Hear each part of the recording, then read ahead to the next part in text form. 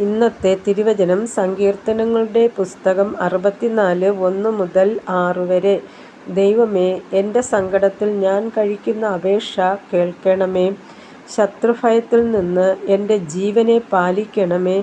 ദുഷ്കർമ്മികളുടെ ഗൂഢാലോചനയിലും നീതികേട് പ്രവർത്തിക്കുന്നവരുടെ കലഹത്തിലും ഞാൻ അകപ്പെടാതെ വണ്ണം എന്നെ മറച്ചുകൊള്ളണമേ. അവർ തങ്ങളുടെ നാവിനെ വാൾപോലെ മൂർച്ചയാക്കുന്നു.